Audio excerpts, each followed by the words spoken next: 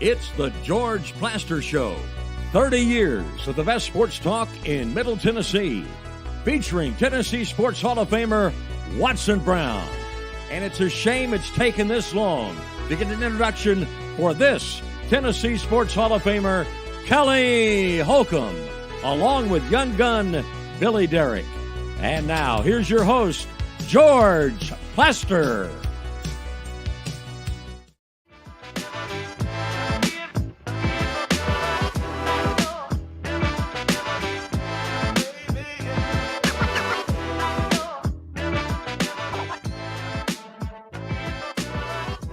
Hello again, everybody. Welcome in. It is a warm, kind of cloudy, overcast Tuesday afternoon in Nashville. We'll dispense with all the normal pleasantries and head right up to Lucas Oil Stadium in Indianapolis, site of this year's NFL Combine. He is Terry McCormick, Main Street Media, joining us from up in Indy, where there's a lot of nighttime drinking going on. Terry, how are you? Good, George. I guess that's why I'm headed back home shortly. Won't be staying up here for that. Yeah, so the Titans were kind of, I don't know if on the clock is correct. Rand Carthon spoke earlier today, and Terry, help me if I'm reading the tea leaves correctly. Derrick Henry is only going to return here if he doesn't find something else that really, suits him. And then there might be an opening. Yeah, that's probably a good way to phrase it. I don't think that Derrick Henry is a priority for the Titans right now in terms of, being a part of their offense. And I don't think the Titans are a part of Derrick Henry's priorities right now as he tries to seek a situation where he maybe can compete for a Super Bowl rather than be part of a rebuilding team. I'm one of these sentimental people, so when I ask this question, I have to be careful. Should he be more of a priority to the Titans? Well, I guess it depends on if you're looking short-term or long-term. If you're looking short-term and putting butts in seats, as they say, then perhaps more of a priority than he is. But Rand Carthon has said that he is tasked with building this thing out long-term, building around Will Levis, building around the coaching philosophies and teachings of Brian Callahan. And that certainly is going to be a more wide open approach than what we've seen here in the past. So I think it's probably best for both sides to try and find something else that works for them rather than try to fit the square peg into the round hole. Okay, I'll bring Kelly into this here in just a second. Terry, what other important news, in your opinion, came out of the press conference? Well, I'll give you a few things, George. One of the things, and I wrote about it, it's already up on TitanInsider.com, is that one of the things that they're having to do and kind of do on the fly here is as they come to the combine, they had to have meetings with the coaches and the scouts together so that the coaches and the scouts could get on the same page, because the way they evaluated players for what Mike Vrabel wanted, i.e. blocking wide receivers and things like that, well, that's not what Brian Callahan has as his priority for this team. So they're having to go back and maybe take a second look at a lot of these guys who are going to be draft prospects and free agents and whatnot, and try and figure out, which guys fit better maybe than the evaluations that they had previously done for the previous staff that began last fall during the college football season, George. Keep going. You're on a roll. Well, another thing that, I asked him about was the backup quarterback situation. And he said that Brian Callahan gave a really good answer on that. He said, first of all, you want a backup quarterback who, one, can play if he has to go in. You want him to be able to get you through a 3-4 week span if he has to, and you're hoping and praying he doesn't have to get you through the rest of a season. But he also said that it's important to have the right guy there, the right temperament, the right approach, a guy who is a complement to the starter and not running contrary to the starter. So they're going to be on the look for a backup quarterback to bring to camp, along with Will Levis, the starter, and then Malik Willis. He was asked about, and he said that, they hope that he continues to develop as well. So it's going to be interesting to see what type of guy they go out and get. I personally think it'll be a free agent, although they didn't commit to that. They said it's still the possibility of drafting one. But I personally think you need a free agent, probably just to have a veteran voice in the room and a guy who knows his role, that he's going to be the number 2 guy. His job is to be there for Will Levis. His job is to complement him and be that extra set of eyes and get him ready. Well, let's be honest. It's one of the areas that Ryan Tannehill bailed them out by being so durable, and it was only near the end that it caught up with them at all. Logan Woodside was never going to be the option. Malik Willis truly was not. He was so limited. They played with fire for a long time, and for about 80% of it, got away with it. They did, and then they were forced to go out and, kind of grab Josh Dobbs on the fly. And even though they didn't win the 2 games he started, they were fortunate that he played as well as he did and kept them in, on the cusp of contention there in 2022. But you're right. It's a position that they have not valued enough. And I think that's going to change under Brian Callahan, because he said that while fans don't necessarily value the backup quarterback position, he said most coaches do. Okay, Kelly, you've been listening to all this. So far, what we know from you about the Combine is that it's a Boozola fest. It is, and now you got coaches not even going. I mean, 3 of the coaches are not even going, which St. Elmo's, if you've never been to Indianapolis, if you want to go and you want to have a good steak, St. Elmo's, they've got some of the best shrimp cocktail you ever want to put in your mouth. Have you been there, George? I have. Nice. When the Titans played Indy in the playoffs in '99 or January of 2000. That's when I was there. Yeah. Sauce got some kick to it, doesn't it? Mm-hmm. Got some kick to it. So Terry, who's talking about quarterbacks? Who's out there on the free agent market? I mean, do we know who's?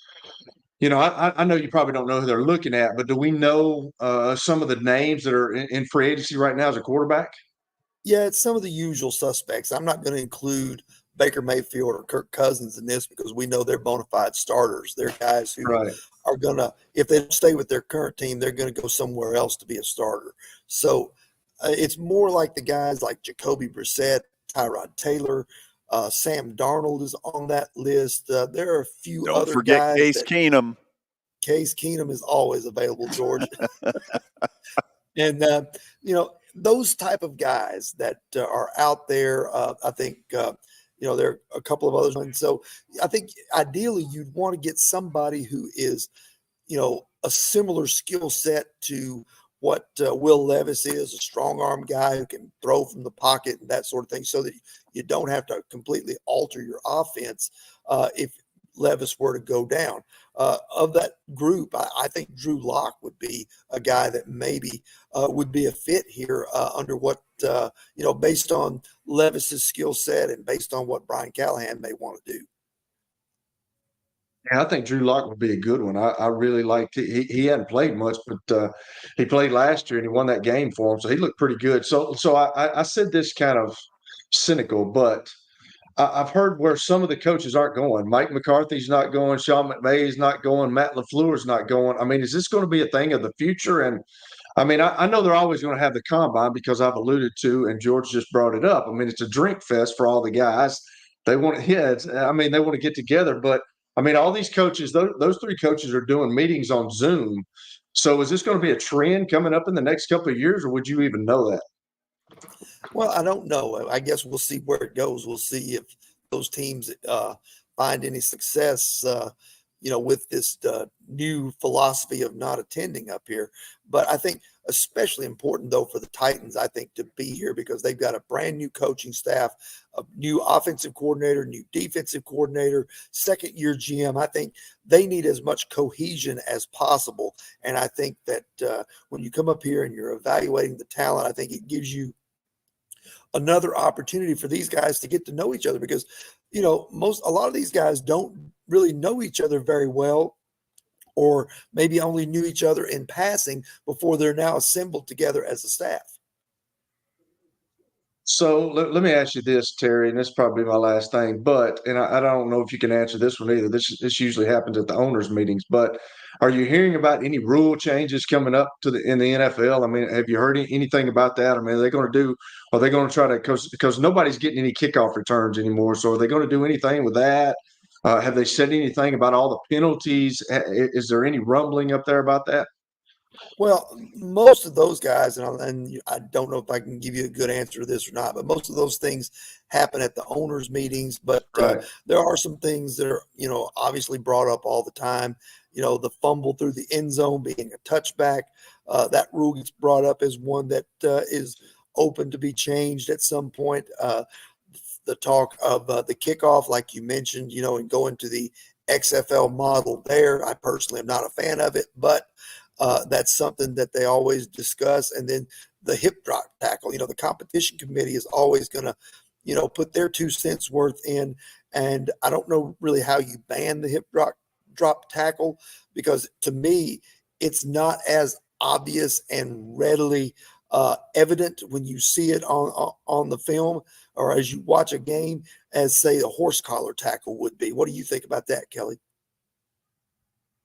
I'm kind of weak. I hate that tackle, though. I've talked about it on the show here. I mean, you get so many guys, especially when they pull them down from the back like that, and that's why they have the horse collar rule. But I just have never liked that too, because some guys just they're behind you, they just grab you, and then they fall on your legs. And I've never been a fan of that. But I don't know how you can curtail something like that.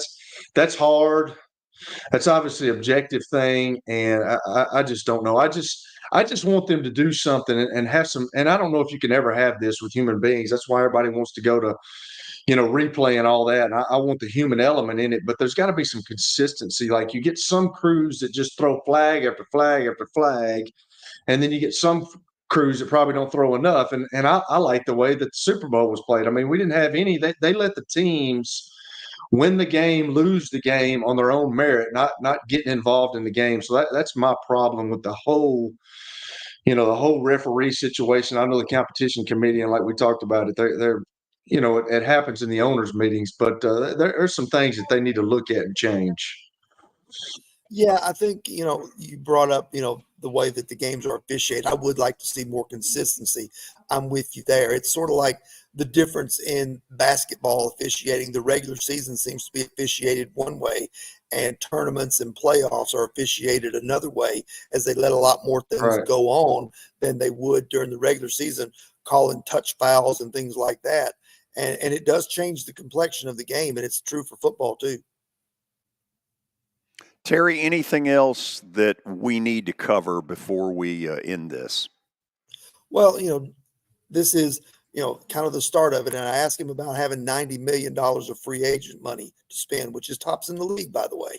And Carthon stated that, they're going to be wise with it. They're not just going to rush out and, just dump a bunch of money in some guys' laps. So they're going to be very smart with it. But one thing they are going to try to do, George, and I think this is long overdue, they're going to try to find playmakers at receiver, and they're going to get faster. This team is definitely slow. They've got to get more speed on the outside, both on the offense and the defense. And I think that is a priority for this organization. Speed it is. Terry, thank you so much as always. Safe travels back to Nashville, and we'll do this again in the near future. All right, sounds good. Terry McCormick reporting live from Lucas Oil Stadium in Indianapolis, or as Brent used to say, you are looking live. That's what he said. Yeah, He did. he sure did. He made a living out of it. Yeah. Billy, anything, we'll do some update stuff later in the hour, but anything huge that we need to know about? No. Vandy in Arkansas tonight. Whatever. Preds and Ottawa tonight. Yes. Preds Ottawa, big game. Preds trying to make it 6 in a row tonight.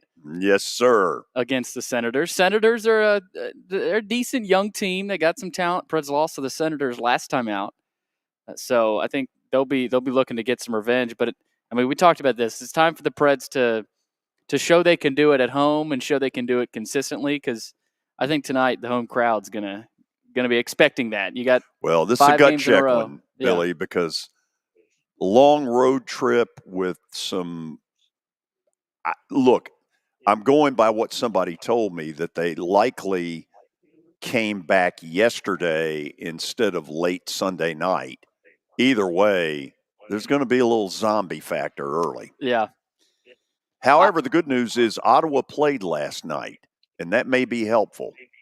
There you go.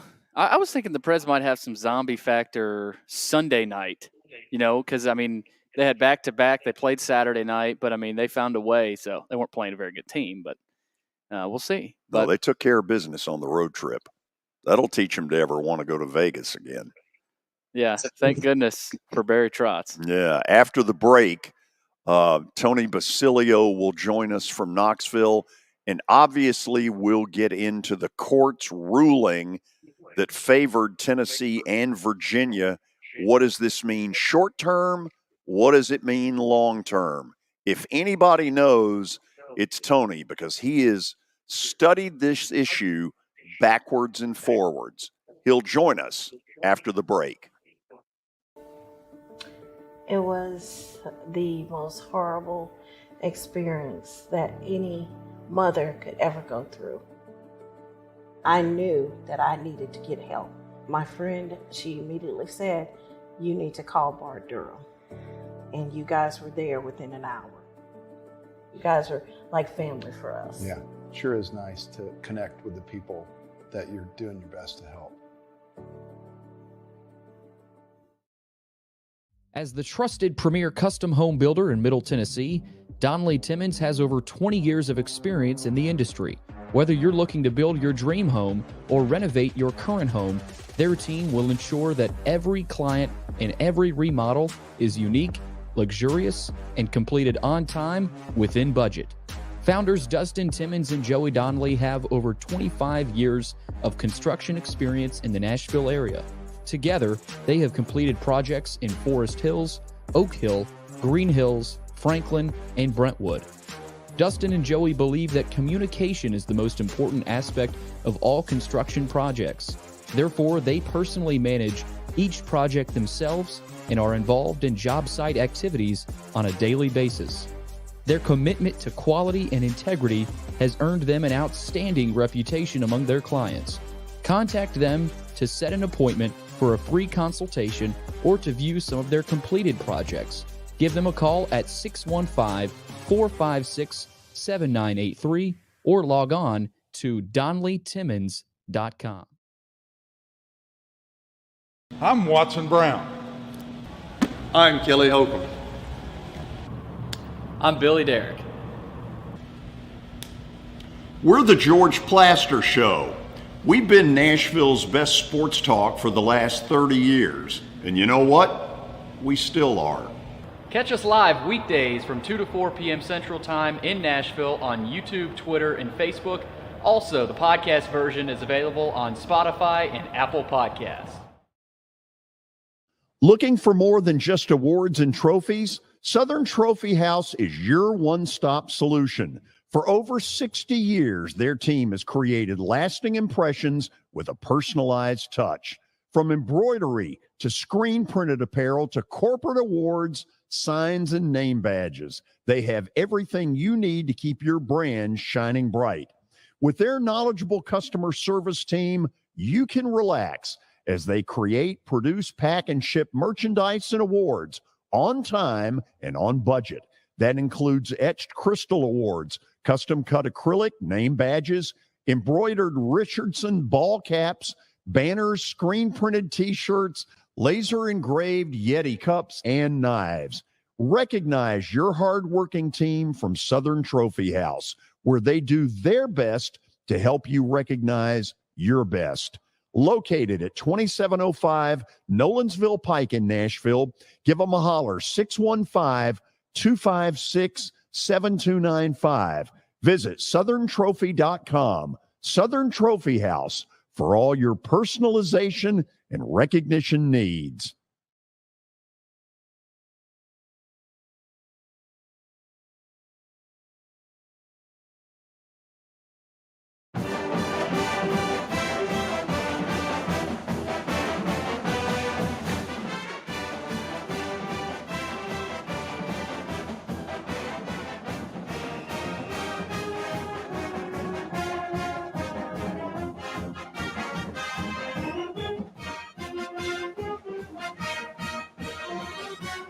Oh, a lot to talk about with Tony Basilio, both on the court and off. By the way, on the court, listen to this. Tennessee's last 4 in the regular season. Home tomorrow night against a really good Auburn and Bruce Pearl. Then at Alabama Saturday night, prime time on ESPN. Then go to South Carolina for maybe the most improved team in the country, and then close out against Kentucky at Thompson Bowling. So if you're dreaming a little bit about what would it take to be a 1 seed, kick butt in the next 2 weeks, and it might happen. Now let's go to Knoxville. Tony, how you doing? I think it will happen. If Tennessee wins, if Tennessee goes unbeaten in 4 quad 1 games, the truth is nobody else that they're battling for those spots with has the ability to help themselves the way the Vols do. Yeah. That's the benefit of playing a schedule like this. Now, the downside to that is you could easily go 2-2.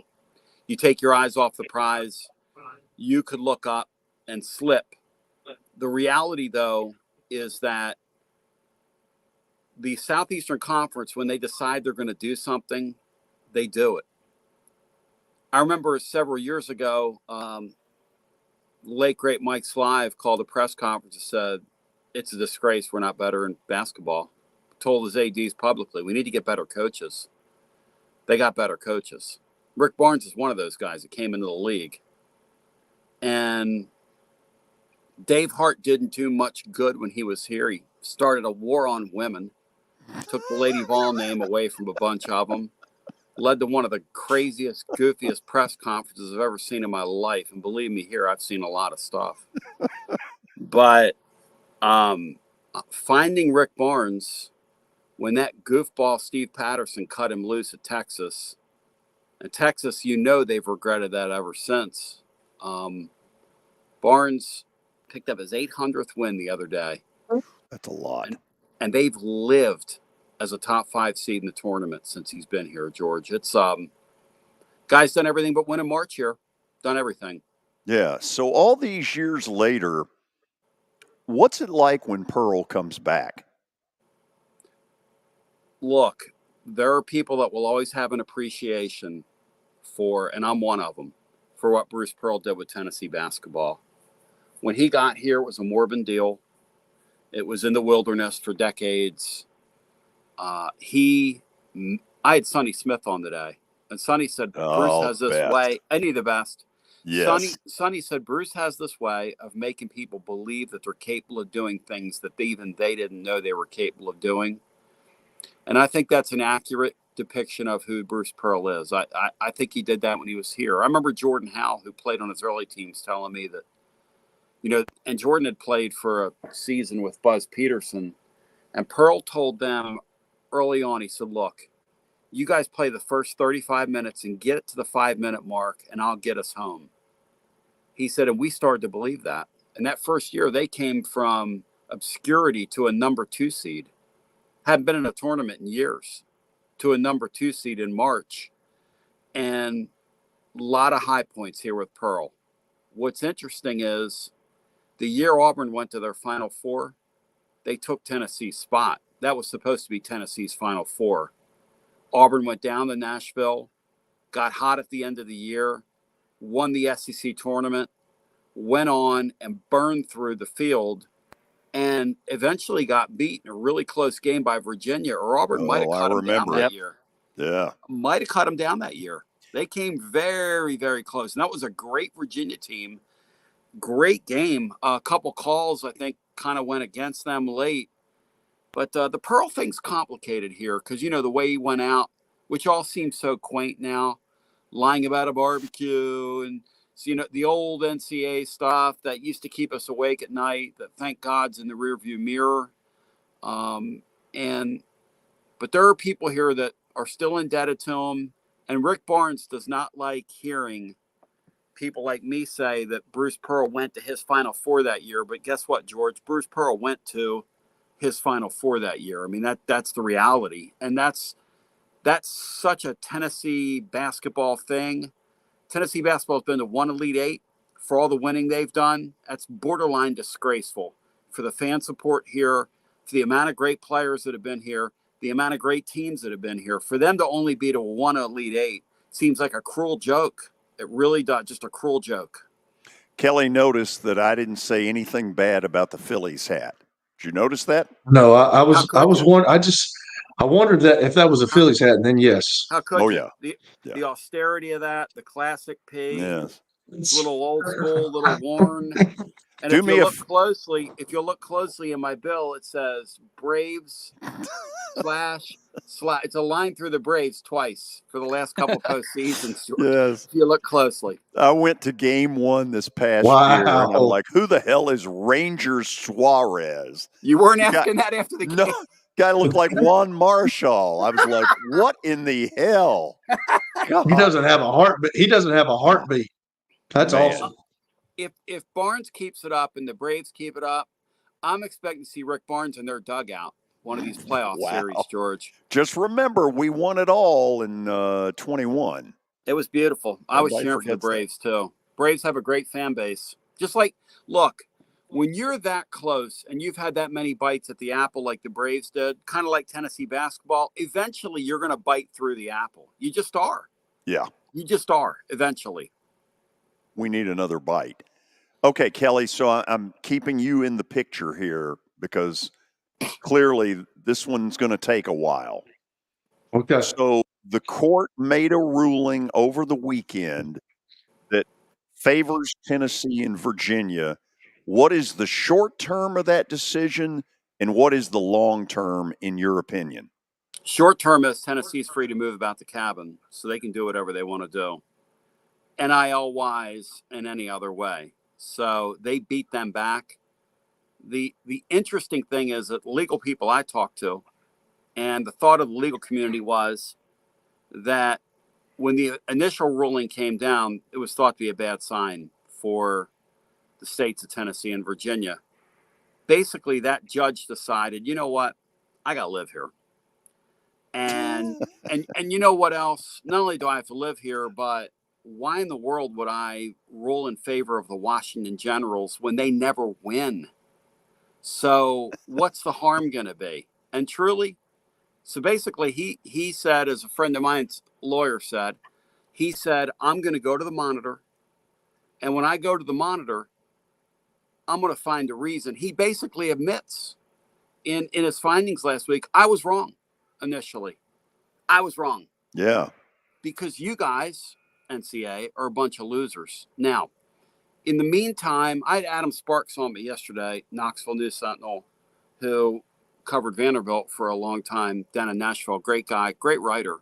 Yes. And he digs into things. And Adam said it would not surprise him if the NCAA still comes with some notice of allegations against Tennessee, but this time around, the notice of allegations would be extremely minor in nature if they chose to do that, and would only be simply a reflex by them to show that, hey, for the last 17 months, we've been doggedly pursuing these people.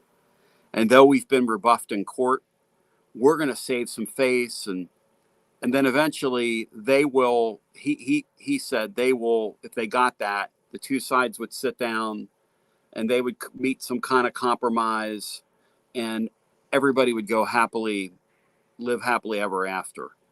So the ruling last week is significant because if the ruling goes the other way, there's a potential there that Nico's playing for another football team, because there would have been a real destabilizing consequence, potentially destabilizing consequence of that. So that was a huge victory for Tennessee, and Tennessee's administration right now has got to be riding high. Donde Plowman is one of the more popular people.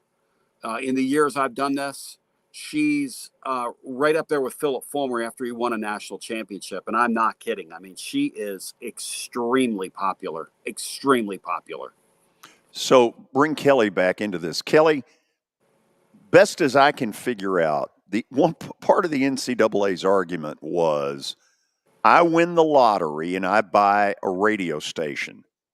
I go to Tony and I say, listen, you're really good, and I know you're good. I've had you on my show, blah, blah, blah. I want you to come to work for Plaster Radio Station. Great. I'd love to do it. How much does it pay? Well, we can't get into that until you agree that you're working for me.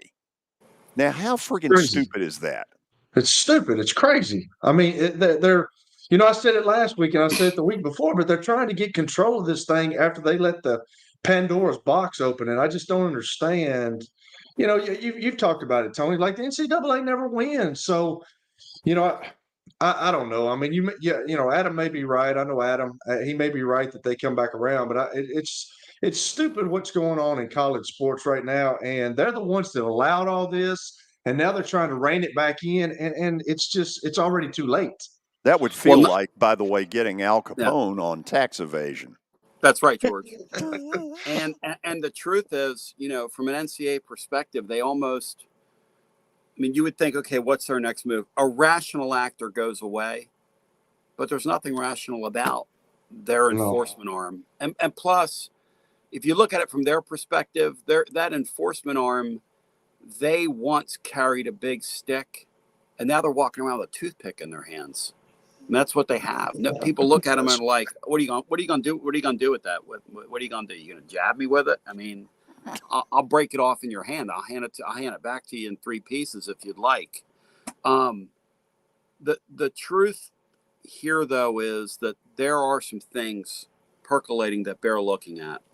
One of them is that NLRB deal that's currently bouncing around with the private institutions and private schools. Kelly, your son will, and kids will be impacted at different colleges all over the place by the one that's going on in Pennsylvania, which the name of that court case is escaping me right now. I'm trying to, you can look at me, I'm trying to recall it, but I'm not going to be able to. But in that case, I believe it's called Jones. In that case, athletes in the 1AA ranks, Division II, Division III, in the Pennsylvania, just in that state, want to be treated and back paid as employees. Now, if they win that case, a lot of these institutions are going to say, it was really fun having college sports on my campus. We're cutting everything because we can't afford it. There's no way they would be able to, at a lot of these levels, the Bucknells of the world and those people, and that Pennsylvania Athletic Association, Indiana University, Pennsylvania, some of those state schools up there, which is who they're going after, which looks really great on paper. Hey, yeah, everybody should get paid. Well, unfortunately, that's just not reality. That's just not, because they're all going to cut those kids loose. And I wish people would really stop and say, what are we doing before we do this? Look, we all know if Danny White can make over $2 million as Tennessee's athletic director, those kids should be paid. The billions of dollars they're bringing, I mean, we can all agree on that at these high-level Division I SEC schools where they have the money. But at a lot of these places, what would happen like at a middle, okay? If they were to come to them and say, hey, they're employees now. You have to pay them. You have to pay them. Not some kids can get some NIL money, but hourly wage. I mean, how long will we field sports teams? That's getting ready to bubble to the surface, that whole case and what happens there. Tony, let me ask you this. I asked the other day, do we know, like even at a big school like UT or Alabama or Ohio State, how many of the guys on the team or on the roster are getting NIL deals? What is the percentage? Do we know that? No, I have no idea. Some are, some aren't. Most are getting something. Most guys that are on a roster, I think I saw somewhere where a couple schools said everybody gets $5,000, $10,000, whatever it is. I believe that right now, if you're a recruited athlete and you sign a scholarship somewhere, you're going to get something. But the disparity is something that is interesting to me and will be going forward because kids talk. Mm-hmm. This guy's driving around in a $250,000 automobile, the kid at Georgia, which my advice to him would be, save your money, son, but, he's 20. So 21. Lamborghini. He's spending $255,000 on an automobile. I mean, that's no offense, but that's the worst investment in the world. Kid should buy himself a house if you're going to do that. But anyway, you can't tell any young people that. He has no guarantee of playing in the NFL. I look at him, people think he's a star. Maybe he is, maybe he isn't. But there are no guarantees. I mean, he could go out and get hurt this year. And so, but the disparity on these rosters, Kelly, when these kids get to talking amongst each other, is something that I wonder how that affects team chemistry.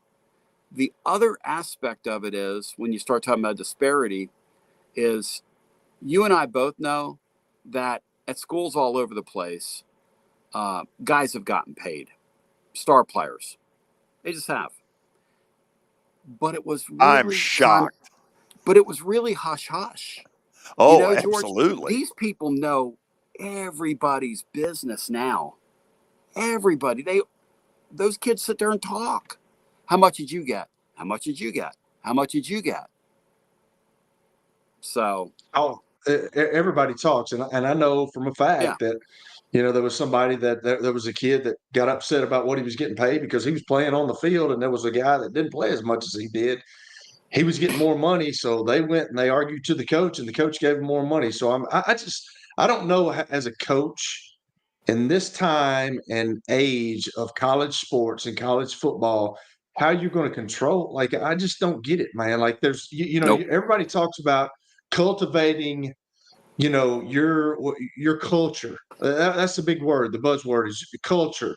You want to cultivate our culture, but how do you do that when you're bringing in 20 new kids a year that's, you know, already been in the culture of this guy and another coach and all this, and they bring their own ideas? Yeah. I just don't know how you do it, Tony. I really don't. I mean, this is a tough business right now, and it's gotten worse. It's why guys are jumping from Division I jobs. The guy at Georgia State. Yeah. I mean, what? There wasn't a seat available on the Hindenburg. I mean, are you kidding?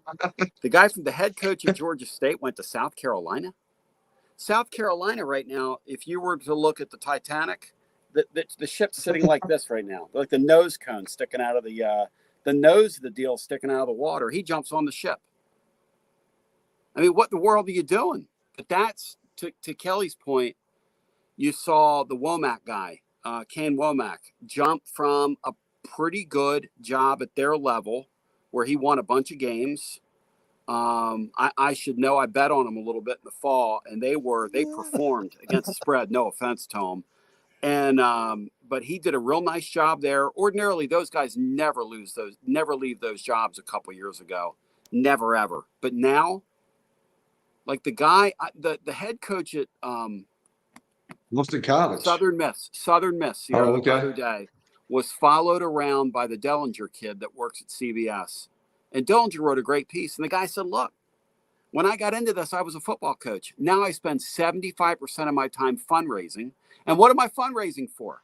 I'm fundraising so when I get a guy on my roster and he's a good player, the Division I, the high-level D1 teams come and take him from me next year.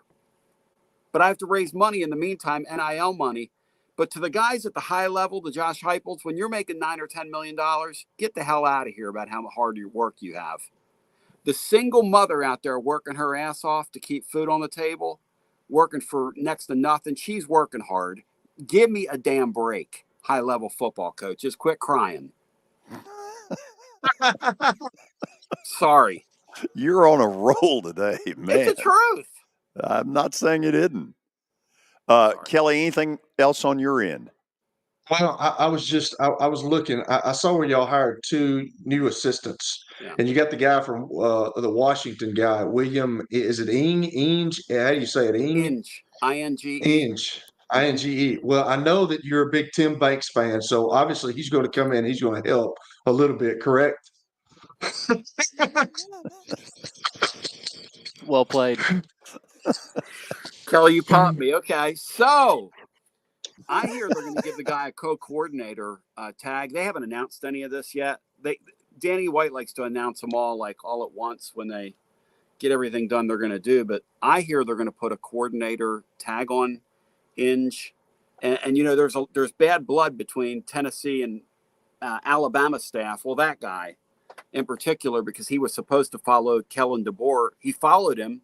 He was with him at Fresno as a defensive coordinator, and he turned their defense around at Fresno. They won games. They went from like the 80s to somewhere in the 30s. Did that a couple years in a row. Brought him to Washington. Second year, they're out there playing for the national championship. I'd say not too shabby.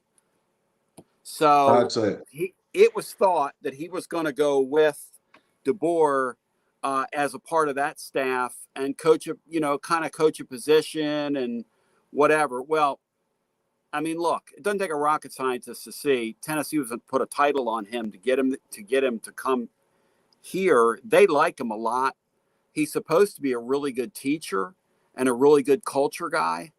And so I think they're going to make him kind of a co-coordinator type. But we'll see what happens. So it's funny you bring up Tim Banks, who really, your boys came really close to hiring in the offseason. You were white as a ghost, Kelly, that day. Don't remind me. Remind me. You were white as a ghost that day.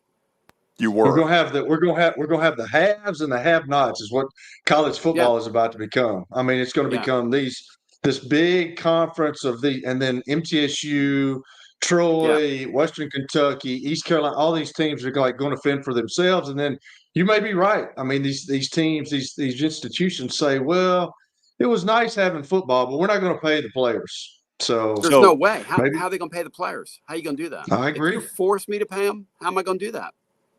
Kelly, let me step in here because I know Billy wants to ask a question. Billy, I'm assuming you've sent Tony a resume. Have you gotten a response back? Yes or no? Not yet. Not yet. Billy has. I'll say this to Billy. Billy, don't even save your even pressing the send button, buddy, because anything you want with me, you've got, my man. Oh, my God. We have to hear that. Do you have a question for him? You know, if it's a really good one, it might lead him to say, maybe I should. I was just going to ask Tony, what are the baseball Vols looking like? Man, they are scary. I don't know how this guy does this. They've got a shortstop. Interesting. They've got a shortstop. It's like a third-team kid, a freshman. They plugged him in this weekend, Billy, and he was unbelievable. The Villeneuve kid? Tony's like, some guys, you know, they look better and they just look better in games than they do in practice. They had this kid running third team. I mean, they had no idea. They had a guy get hurt, and then they had Christian Moore. They slid over there at short. Well, they gave this kid a couple starts. He's hitting home runs, making plays in the field. Big old over 6 feet, rangy guy, can throw the ball. I mean, what in the world? Last year, Tony's team, they have Dylan Dreiling sitting the bench all year. He's draft eligible this year. Kavaris Tears, draft eligible this year. He redshirted 2 years ago.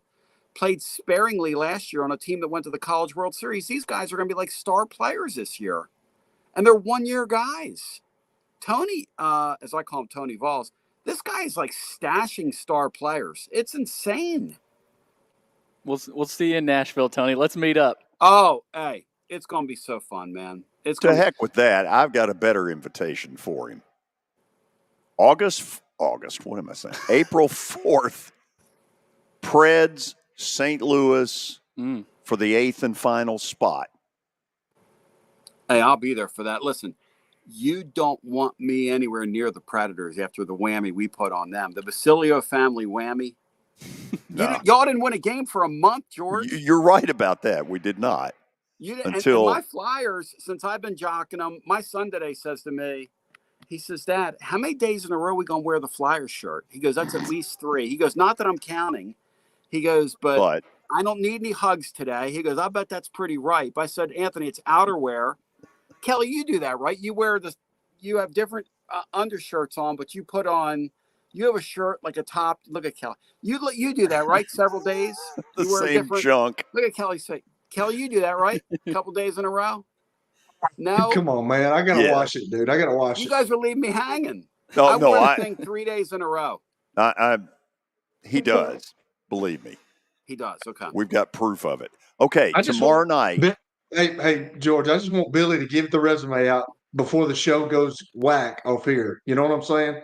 I hope we stay on air, but you need to get your resume to Tony. Well, he already has the Billy. job. The only he does? condition for Billy. Wow. It's a shoe-in? It's a shoe-in? It's a shoe-in. He just has to put in his social media profile, #VFL and Tony Vitello for life. who he literally last year when Billy came on my radar, when I listened to his podcast the week of the Vandy series, compared Tony Vitello literally to Satan.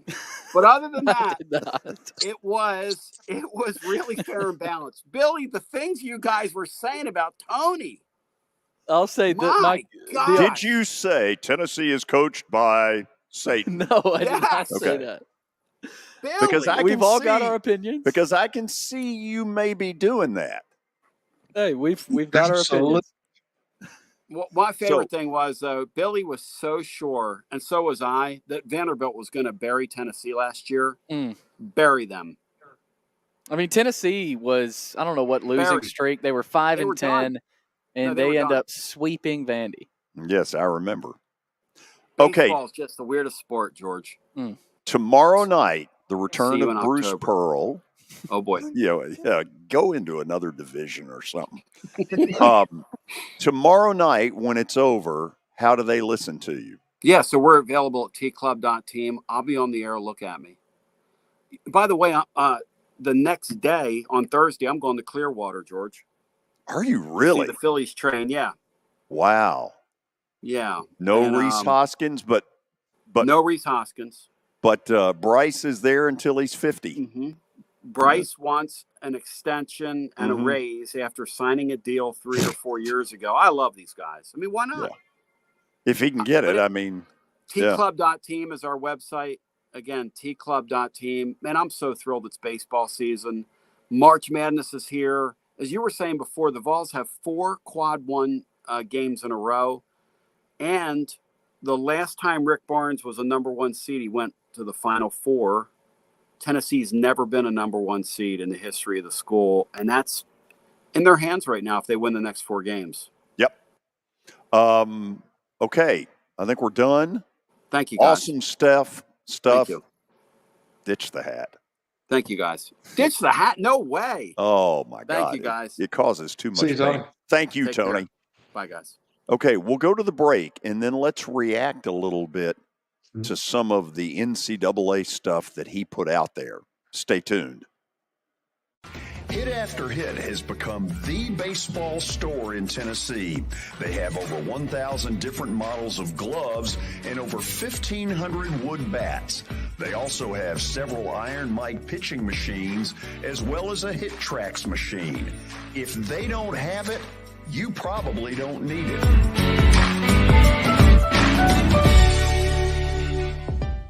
We're proud to call Hit After Hit the official shirt provider of the Plaster and Friends Celebrity Bowling Night.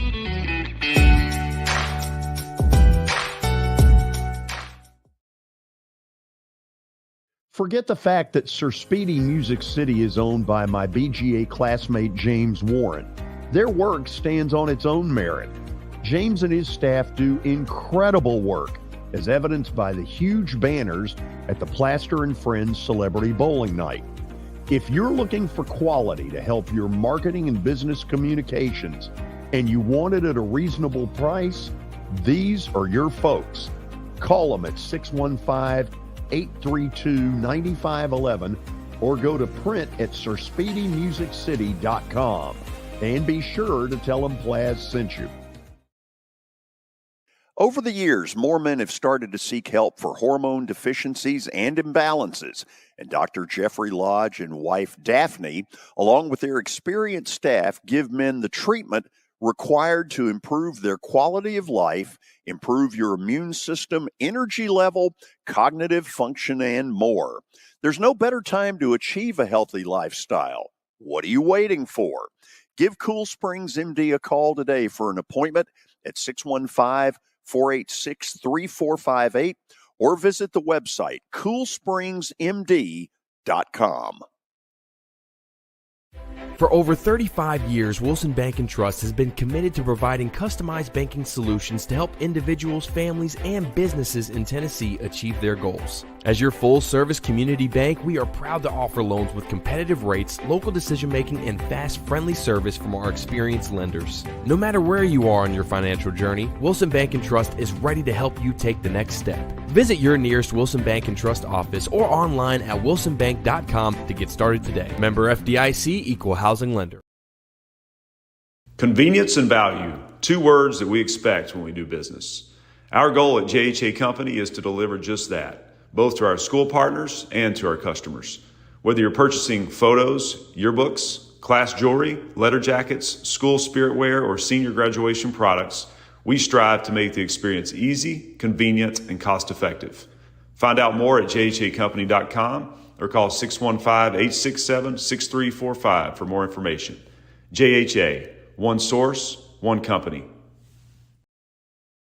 Venture Express has been helping people in this area for more than 40 years. They're headquartered in Murfreesboro with over 30 years of dedicated fleets involving production, manufacturing, and corrugated experiences. They're an asset-based company with over 700 tractors, 4,000 trailers, and 800 drivers. If you need their help, dial them up 615-793-9500 or log on to ventureexpress.com.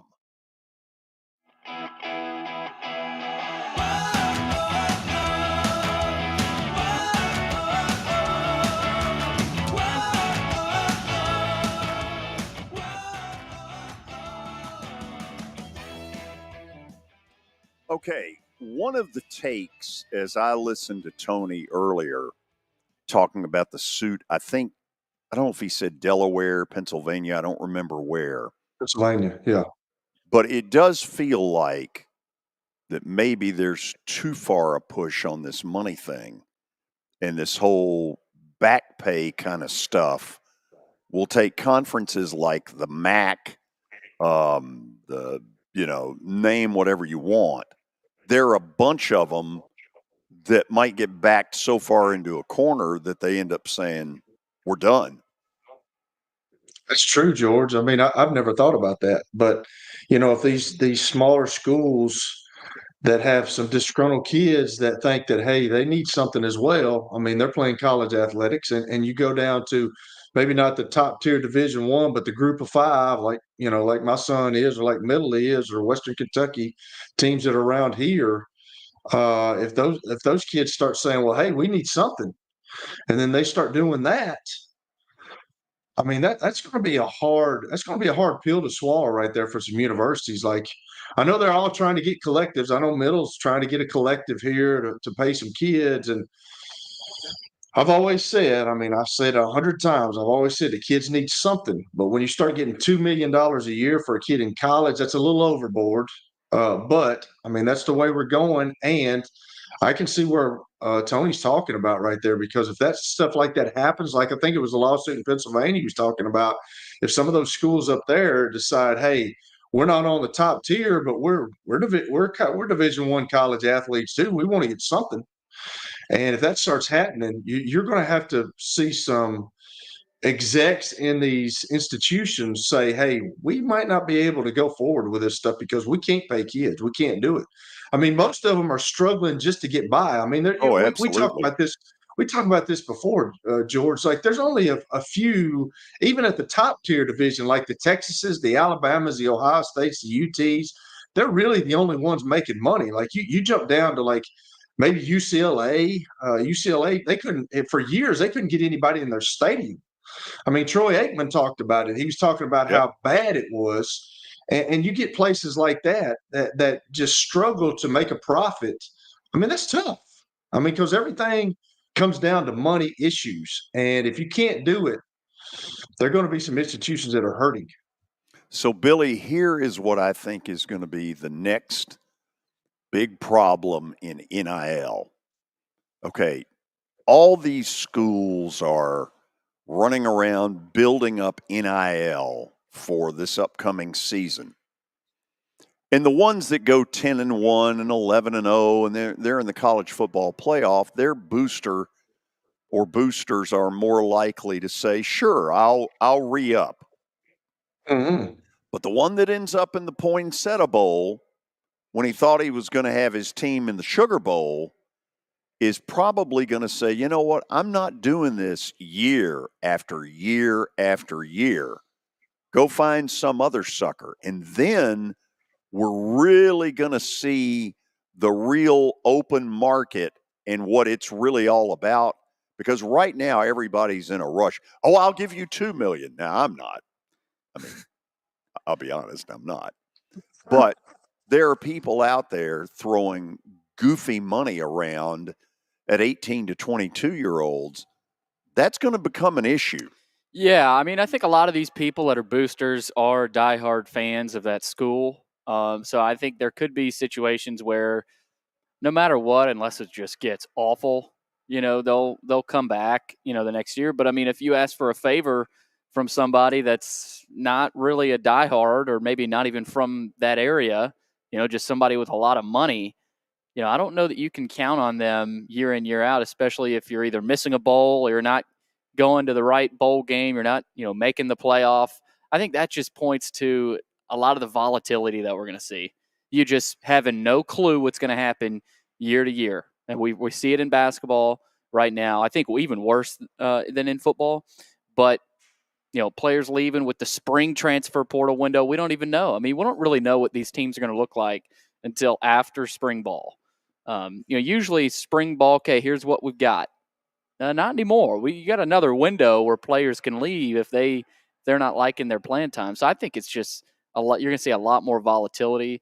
But yeah, I don't know that you'll have many donors that'll be coming back, especially if they're not necessarily, huge fans of that school and they're just kind of doing a favor. Kelly, you ready for the stat of the week? Tell me. What player, what athlete on the Division I level has the biggest NIL deal? And how much do you think it is? It's got to be the kid it's got to be Nico, correct? Not even close. Oh, it's not? No. Not even close? No. Mm-mm. Tell me who it is. Listen to this one.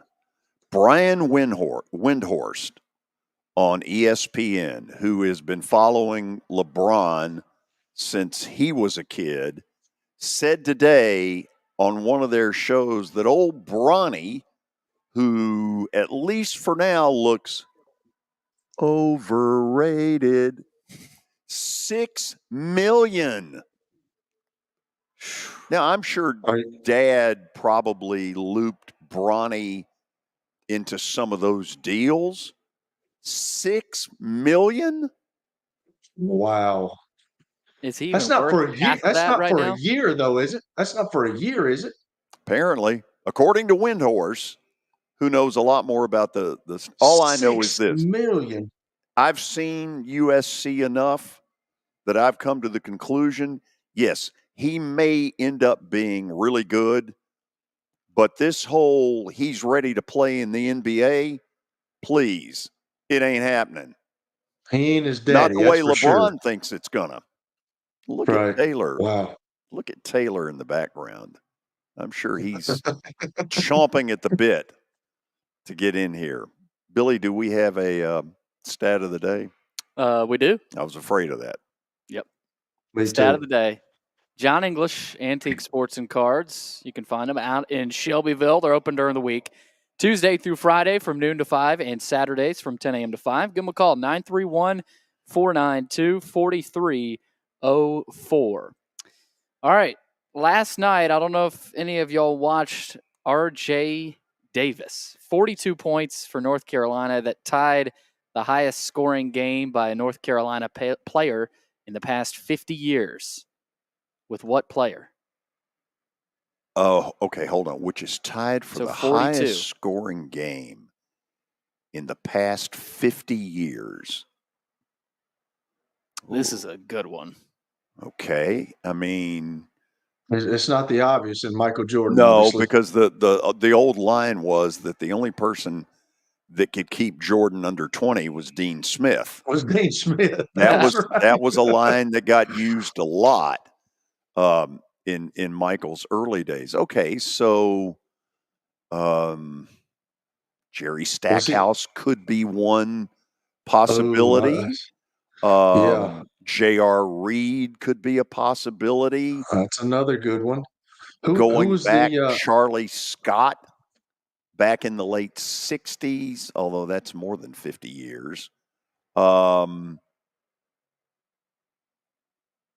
don't know. Let's dump it in Taylor's lap. Is Eric Montross? Would he be on that? The late Eric Montross, unfortunately. Yes, correct. Yeah, unfortunately. Could be. I don't know. Let's dump this. What about James Worthy? I mean, could he be up there as well? Worthy could be there. Hello, Taylor. What's up, guys? So who is it? I don't know. I was thinking Tyler Hansbrough could be as well. Okay. Yeah, I like that because you can't go past 5 years anyway. So that's a good guess. Well, that's not true. The obvious is Jordan. That would be too obvious. But I mean, Tyler Worthy, Hansbrough. Sam Perkins. Let's see who it is. Okay, it is Shamond Williams. Shaman. Really? Shaman thanks you, though. Shaman Williams. You realize we could have been here till midnight. We could have gone through the roster. Eddie Fogler. We'd never have gotten that one. That's absurd, Matthew. Absurd. 1998. Is that Wojo guarding him? That was. Oh yeah. Wow. That was a nice cheap shot. Okay, so now are we officially cheap shot into Taylor time? Yep. So Taylor, since I brought it up, what am I missing on Bronny? And I realize it's early coming off the health stuff, but I don't see this automatic at the end of the year. He's in the NBA, and I mean, he hadn't been all that good a player at USC. Yeah, I mean, I don't think people understand the pressure. There's so much expectation. I mean, he's a young kid, and he's got a lot of time to develop. It takes time to develop. I mean, he had a whole situation, heart, missed time, that sets you back. That's a whole ordeal. That stuff's really scary. It's LeBron's kid. I mean, there's a whole lot of stuff that plays into that. I think that the expectation is so high that people just want to be haters. I mean, the kid needs time to develop, and sometimes that takes a long time. I mean, he's not his dad. You know what I mean? He's not just coming out of high school as going to be one of the greatest players ever. I just think he needs more time. He needs more development. And okay, but am I a hater or am I going off what LeBron's been saying all along, which is he's going to play 1 year and then he's headed to the NBA? Yeah, I mean, that's LeBron can definitely move mountains when it comes to opinions, and he makes a lot of moves. Every team he goes on, there's a new coach. So I mean, he has a lot of power in that league. But I don't know. I mean, we'll see how the rest of the season goes. We'll see if he tests the waters, see how he does, and if he gets a combine invite. There'll be a lot of, I think, privilege because of who he is. But he's still going to have to prove that he can play and be good enough in order for somebody to pay him millions of dollars to do so. So I don't think you're a hater. I think you're a realist. He still has a lot to prove and has a whole lot of development to do. I think he needs to come back for another year is what I think he needs to do. I agree. But anyway, so Sunday I'm watching Purdue at Michigan. They use the Vandy model where the visiting team sounds like the home team. And Purdue had a ton of people in the old Chrysler Arena at Michigan.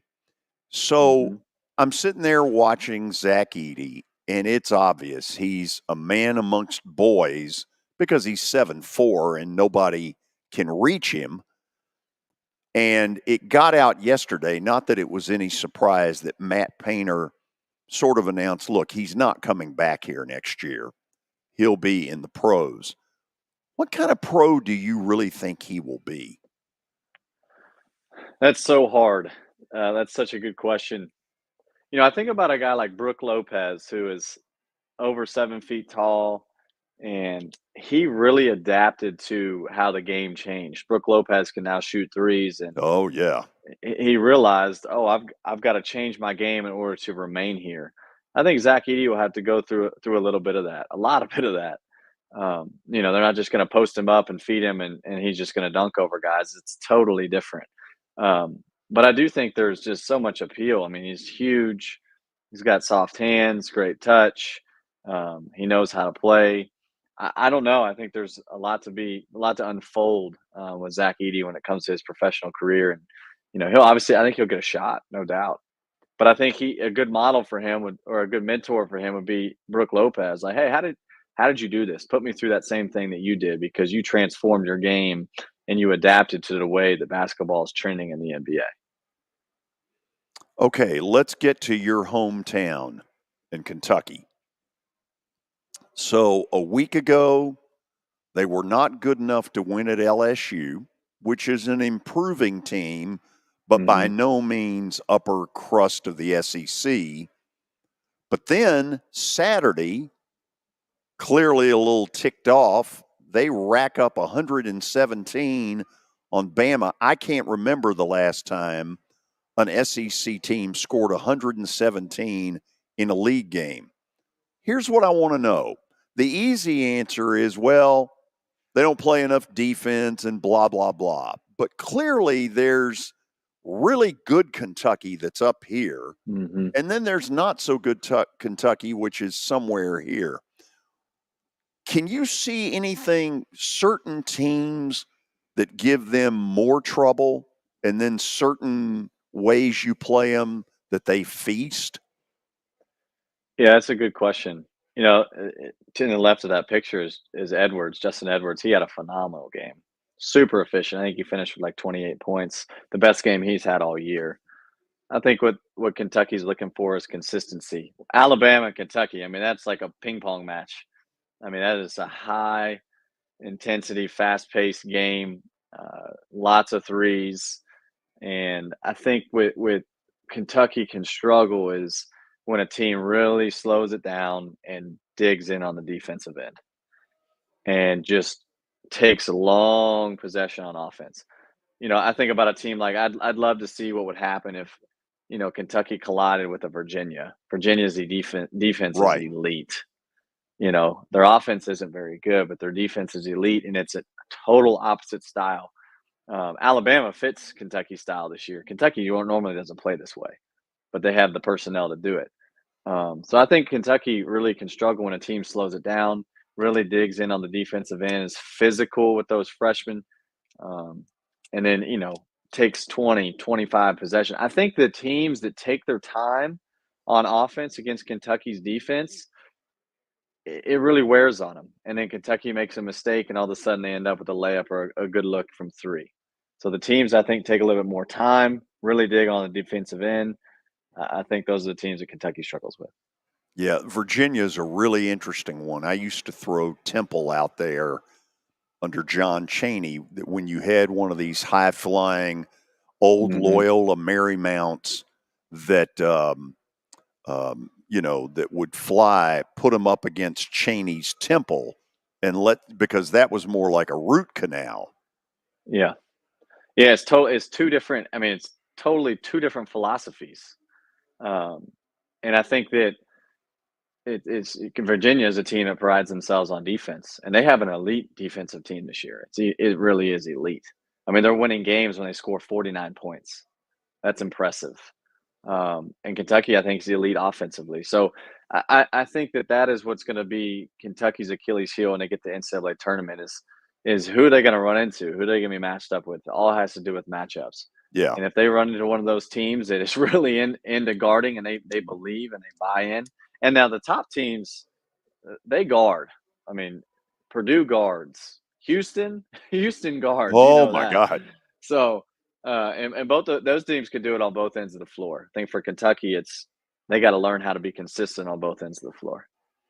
So let's say you got those three teams, and admittedly, the likelihood of this isn't real good.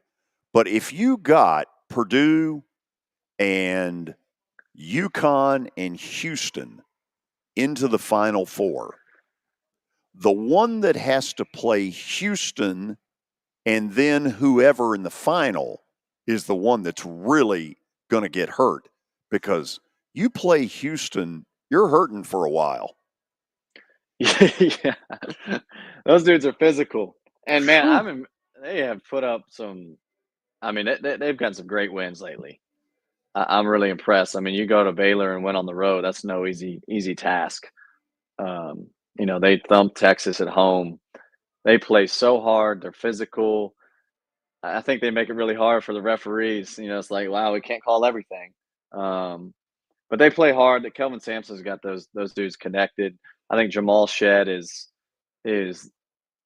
so important. I mean, he is superb. He plays extremely hard. He's the straw that stirs the drink. He's the head of the snake. I mean, that guy's a leader. He's a winner. He knows how to do it. He knows how to bring those guys along. And when you have a guy like that on the floor, as experienced as him and as bought in as him, that's a game changer. Billy, show him Lenardi's most recent deal, which is no. Okay. So he's got Mississippi State 9, he's got A&M 12, and he now has Ole Miss out. Mm-hmm. And I'm going to continue on this one. Mississippi State, Texas A&M, Ole Miss. One of them's going to end up in Dayton. Yeah. I could see it being like a Texas A&M versus Virginia game in Dayton. I could see that. God, that would be ugly. Over under 103. I'm taking the under. I could see Texas A&M ending up there. I think Buzz Williams' team plays hard. I think those guys are connected. I think they've lost some they shouldn't have. I think Wade Taylor's electric, really good. He's a player that could go off in an NCAA tournament and win some games. We all know that plays into it. So I could see him. I could see him being in that first four. Kelly, it looks like we're out of the era of the fathead, which is really a shame. I mean, it was gaining a lot of popularity. No, it wasn't. Nobody wanted to see that ever again. Ever. Thank you. So Taylor, I saw a deal on the SEC Network about Tennessee basketball, and I love watching them. I think they're physical as well, but they got 4 really tough teams. George has talked about it. They got Auburn coming up. They got Alabama. They got South Carolina, and they got Kentucky. Like, what would you take if you're Coach Barnes out of those 4? I mean, I know you'd like to be 4-0, but what would you truly take if you're Rick Barnes? That's a good question. I think what I would, more than the wins and losses, it's are we continuing to get better? Are we continuing to trend in the right direction on both ends of the floor? Are guys really bought in? Are we sharing the rock? Are we executing like we need to execute? I think like you have to look at it with the trajectory of, hey, we could go 4-0, but that doesn't win an SEC tournament, and that ultimately doesn't get us to the Final Four. I think it's okay. How can we continue to improve and use these games in order to get us where we really want to go?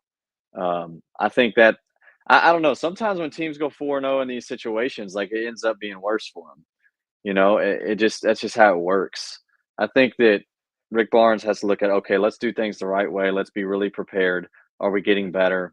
Are guys gaining confidence? Are we doing all the little things that we need to do?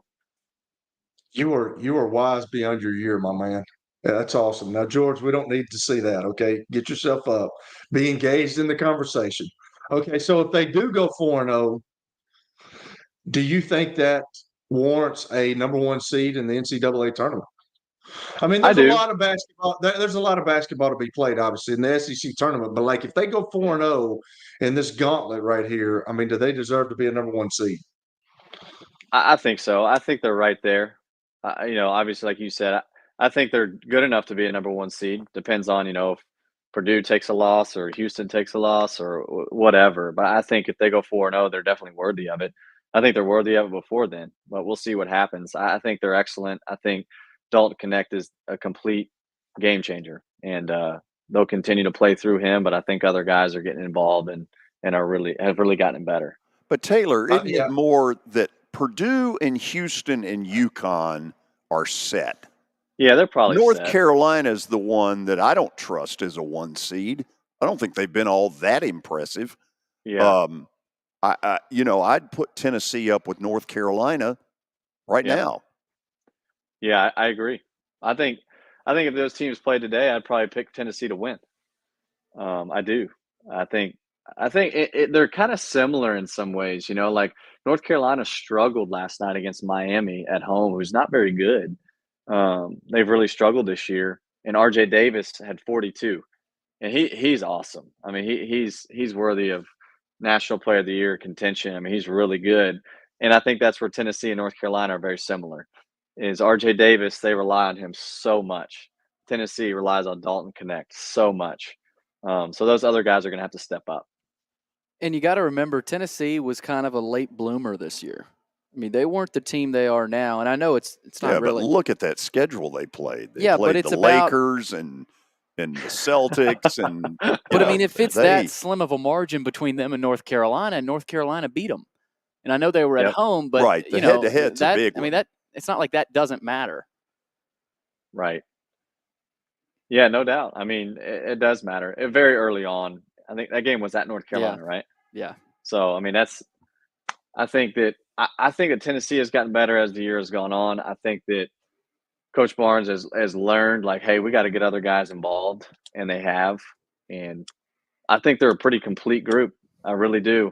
Other than having a 5-man that can really shoot and stretch the floor, but Jonas Adu has done his job. I mean, he's a rim protector. He finishes well at the rim, and he can now like catch a post feed and score. I think they're pretty complete. Go ahead, Kelly.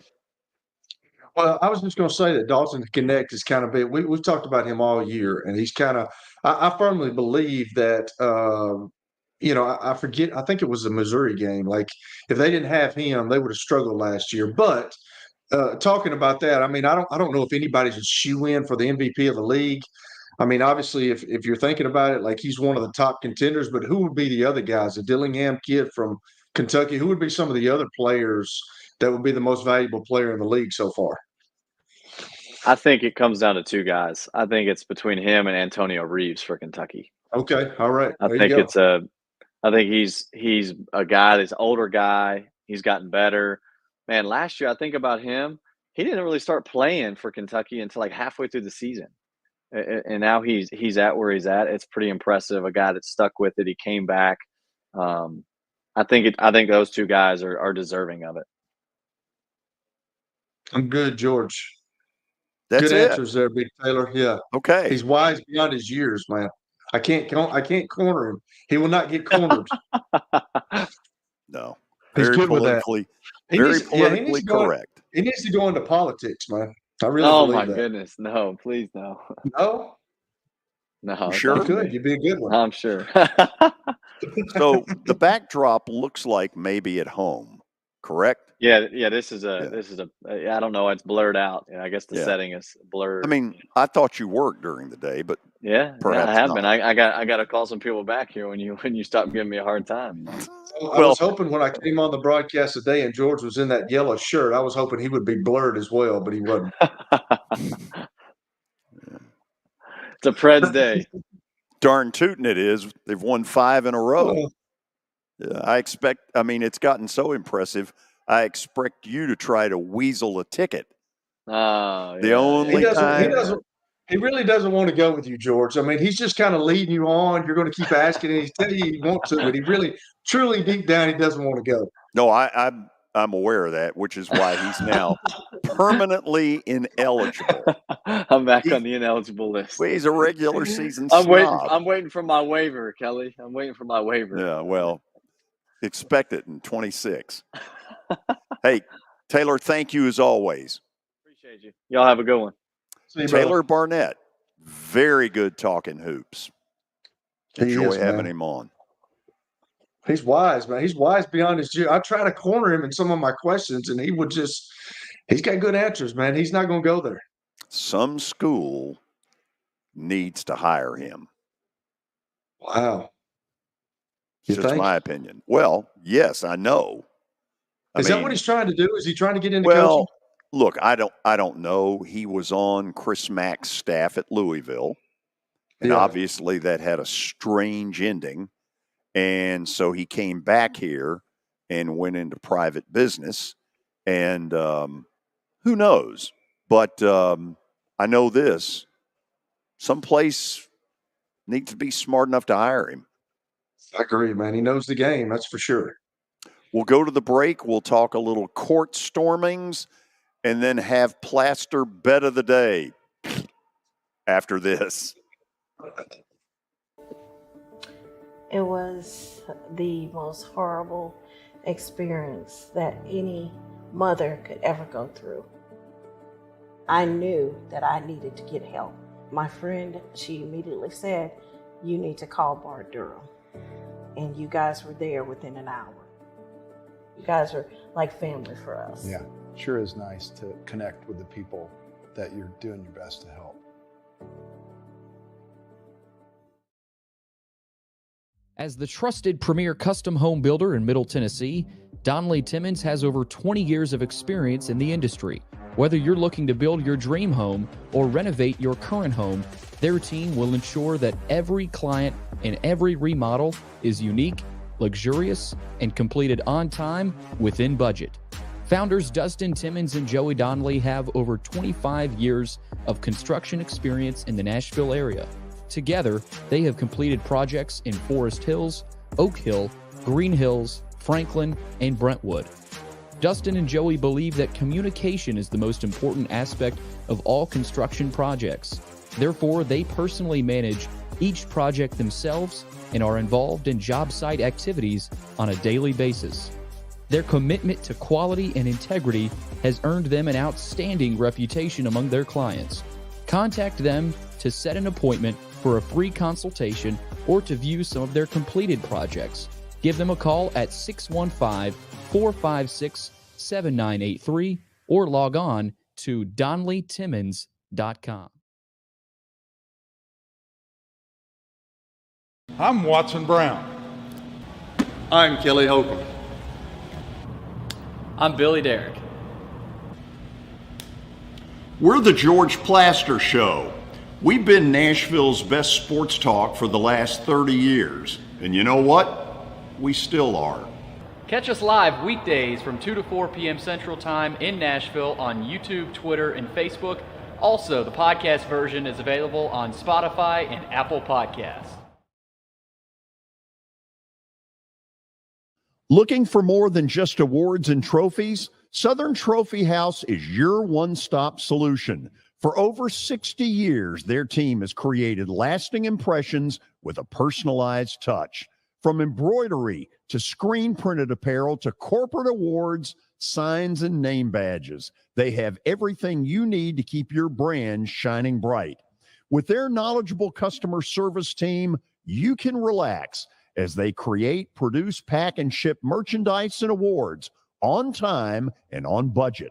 That includes etched crystal awards, custom-cut acrylic name badges, embroidered Richardson ball caps, banners, screen-printed T-shirts, laser-engraved Yeti cups, and knives. Recognize your hard-working team from Southern Trophy House, where they do their best to help you recognize your best. Located at 2705 Nolensville Pike in Nashville, give them a holler, 615-256-7295.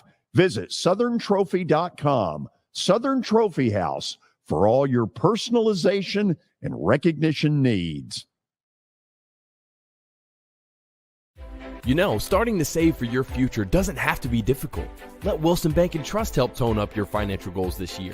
Our certificates of deposits or CDs can help your money work harder with our competitive rates, earning you more than ever before. WBT checking options allow you to earn rewards you can really use, like a high interest rate or cash back on check card purchases when you meet some e-banking qualifications. Visit your closest Wilson Bank and Trust office or online at wilsonbank.com to get started today. Member FDIC. Convenience and value, two words that we expect when we do business.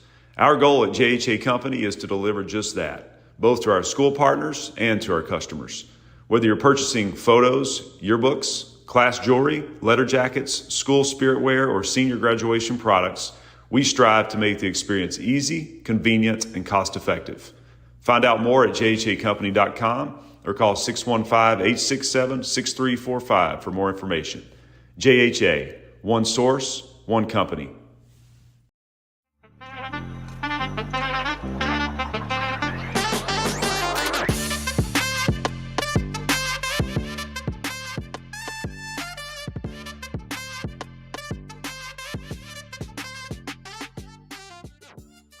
So now we have the commissioners of the various conferences weighing in on court storming and indicating that they're going to have a big summit amongst all of them to try and figure out an answer. I continue to believe there really isn't an answer. I don't think there's an answer either. I don't know how you stop it. Like, if you got a whole gymnasium that's going to storm the court, you don't have enough security there, and they're not going to do anything. Like, what are they going to do? They can't tackle the whole I just don't understand how you stop it. I don't get it. I mean, you can levy fines, but it doesn't hurt the kids that are doing it. So I'm not sure how you do it. Yeah, this is one of those issues where you can talk all you want. You can say whatever you want about it, but there's nothing that's going to solve this. No. It's a lot of, Jay Billis, what he came out and said, I thought was ridiculous. I mean, he basically said, he was like, tase them, Tase them, man, let's go. And I'm like, all right, well, good luck with those lawsuits from those Wake parents. Yeah. Our next tasee comes from South Bend, Indiana. Please welcome Johnny. and the other thing, little Johnny. We came out and saw that Filipowski is a little sore. I mean, a little sore. This guy, he's not injured. I think it was a big overreaction. Even though I'm not trying to, stick up for Wake and say, but it's a serious issue. It is, I mean, it's like a political issue. Talk, but until something serious. I'm not saying it wasn't serious, but I mean, say it was a serious injury. He's done for the year. It takes one of those, I think, maybe to cause some change. Kelly, I'm convinced one of your best weapons to it is when you get into a position in those final 30, 45 seconds where something's likely to happen. Yeah. The kids are waiting to fire away. They're right on the edge. For the PA announcer to come on and basically say, listen, do us the favor of letting BYU get off the court safely. And once they've done that, have at it. Yeah, and that's a situation right there, George, where maybe you just take the whole security staff and you surround the opposing team. I don't know. But like, with that being said, if somebody wants to do some ill intentions to somebody, that's an easy opportunity to do that. You know that. Sure.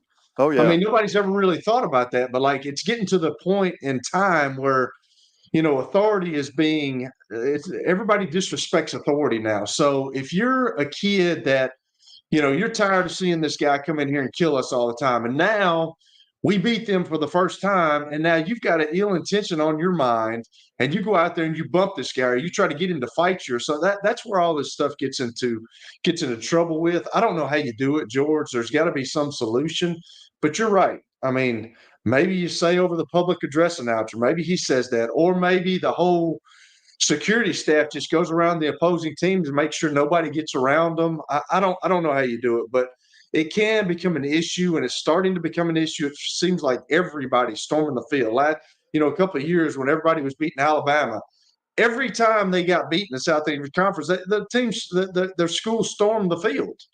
So I don't know. It's I don't know if you can stop it, but maybe they're going to look at it. But I'm like Billy, they're going to talk the talk, but I don't know if you can walk the walk with something like this. Here's one of the things. Look, you could be sitting at home, whether you're watching this live or later in the day or some other day, and say, George, some PA announcer getting on the mic isn't going to affect it. And deep down, you're probably right. Probably right. Yeah. But you've got to try everything at your disposal. And it sounds like Wake Forest didn't use really anything. Yeah, that's the biggest thing to me. I mean, Wake, it looked like they just didn't really do much. I mean, I'm sure there was security, but there were a lot of students in there. And, when students, when they're ready to do something, they're going to do it. And it's like, go. Like at Duke, you got to hop over, like Wake, it was easy. They're right on the floor. Maybe the solution is putting something in front of every student section where they either got to, orderly go out one way. Not easy for a lot of these because they just kind of run and, it's Well, easy. Like maybe all these places are built alike. No, but I don't know. Maybe I think you maybe have to guard it to where you can kind of negate it a little bit, like a dam or something. I don't know. Well, maybe some barbed wire or something like that. I mean, if Jay Billis is talking about tasing folks, maybe we can put some razor wire up. You know what I'm saying? Do we get a sponsor for the tasing? I mean, good Lord. Deep down, I honestly think I'm right about this one. There's not a very good answer. Yeah. No. I'll tell you what else I don't have answers to. Oh gosh. George. Plaster bet of the day. We've got a recommendation from a fan. I saw that. Fresno plus 12. I saw that. Utah State. Yeah. Fresno got. Oh, wow. Fresno has been right there with Air Force at the bottom of that league. And if you remember, that's where Tark ended his career, was at Fresno. Tark? Yeah. After UNLV. All right. We'll see. Billy, do you even know who Tark is? I've heard of Tark. Is it Tarkanian? He went to a U2 concert. Well, he's a little bit older than me. A little bit older than all of us. Do you have something to read there? I do. Good. Bart Durham injury log. Give him a call, 615-242-9000, or log on to bartdurham.com.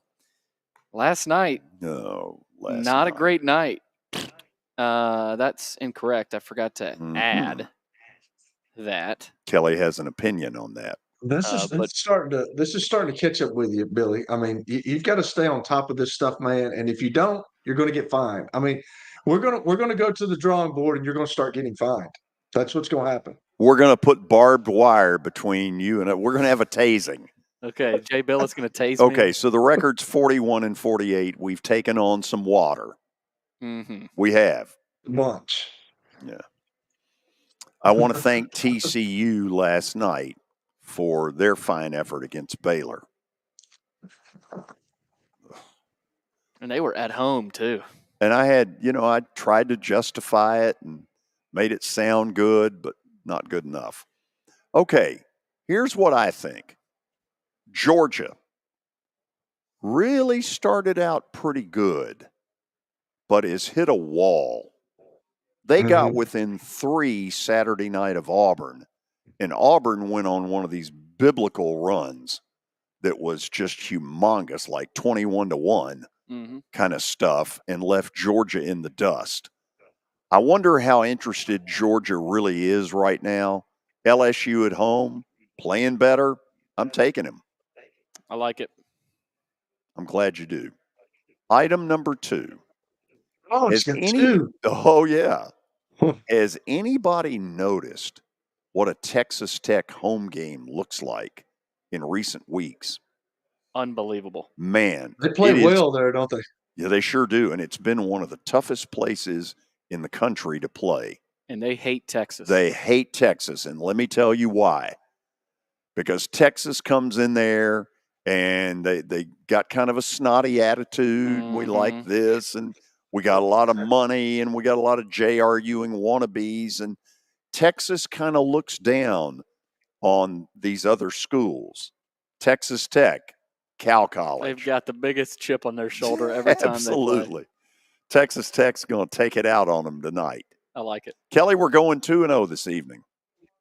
Okay, you've said that before, but yes, I your have. losing streak is getting nauseum right now. It's a long one, and I always say it, man. You know the streets of LA or the Vegas, man. You know what you're doing, and right now, you're not making the guys any money. No, but be honest, you're enjoying it. I do enjoy it. I do Yeah. enjoy when you lose a little bit, but like you got to pick it up, George. I know. You got to pick it up. Especially you got to pick that shirt off.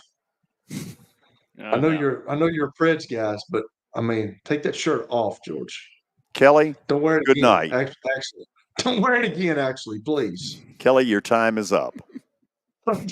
See y'all. See you tomorrow. See all of you tomorrow. See I ya. may wear it again just for Kelly. Oh, gosh.